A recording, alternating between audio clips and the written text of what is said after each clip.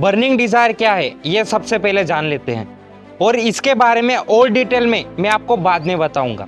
Burning desire एक ऐसी चीज है जो हमारे अंदर अगर बहुत ज्यादा स्ट्रोंग हो ना तो इस दुनिया में ऐसी कोई चीज नहीं है जो हम हासिल ना कर सके। बर्निंग डिजायर नॉर्मली हर इंसान के अंदर होते हैं। किसी के अंदर बहुत ज्यादा स्ट्रोंग होता है तो किसी के अंदर बहुत ज्यादा वीक।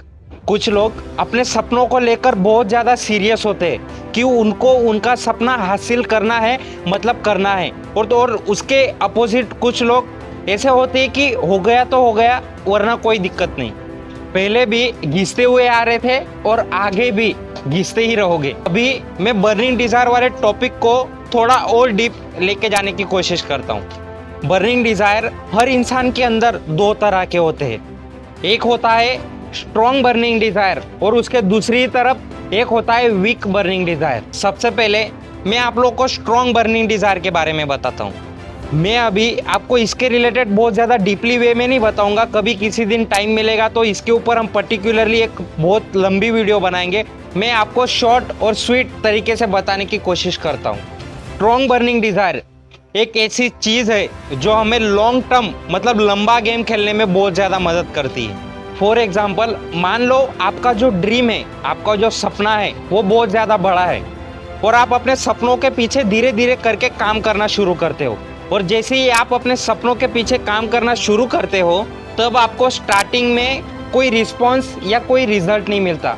तब भी बिना रिस्पॉन्स बिना रिजल्ट के उस काम को आप करते जा रहे हो। और इसका मतलब ये नहीं है कि बिना रिजल्ट और बिना रिस्पॉन्स के भी आप उस काम को करते रह रहे हो, पर तब भी आपको उस काम को करने में बहुत ज़्यादा मज़ा आता है। तब जाके हम इस चीज़ को स्ट्रॉन्ग बर्निंग डिज़ायर बोलते हैं।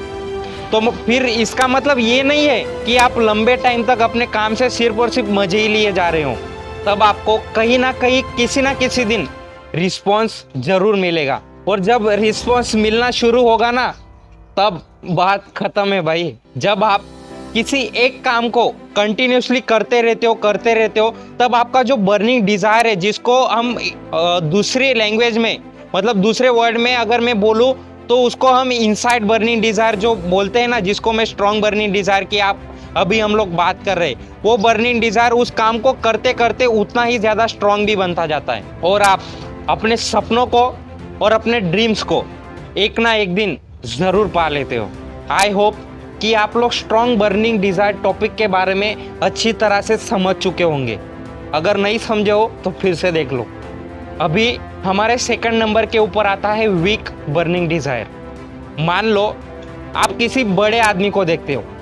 फॉर एग्जाम्पल, आप किसी आईएएस या आईपीएस ऑफिसर को देखते हो और आपको ऐसा लगता है कि मेरे को भी उसके जैसा ही बनना है। फिर आप उसके जैसे ही काम करना शुरू करते हो।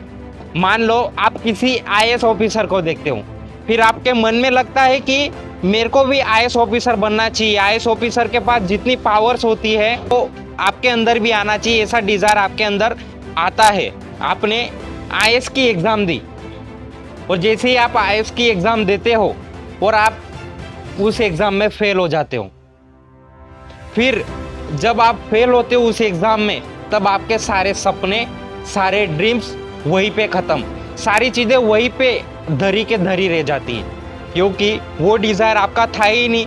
आपने जो डिज़ायर चॉइस किया था वो आपने किसी दूसरे को देखकर चॉइस किया था और जैसे जैसे टाइम निकलता जाता है वो जो डिज़ायर है वो जो आपने दूसरों को देखकर चॉइस किया था वो धीरे धीरे कम होता जाता है और आपकी ज़िंदगी में जो आपके सक्सेसफुल बनने के सपने थे वो धीरे धीरे अनसक्सेसफुल रास्ते की तरफ चलने लगते हैं और इसी चीज़ को वीक बर्निंग डिज़ायर बोलते हैं।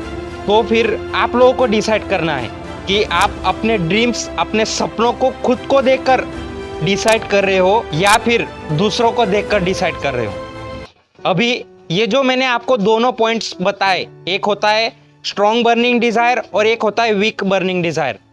इन दोनों चीज़ों को बताने का मतलब यही है कि आप अपने सपनों को और अपने ड्रीम्स को आप खुद जान पाओ कि मैंने मेरे सपने मेरे अंदर से चुने हुए हैं या फिर मैंने किसी दूसरे को देखकर चुना हुआ है।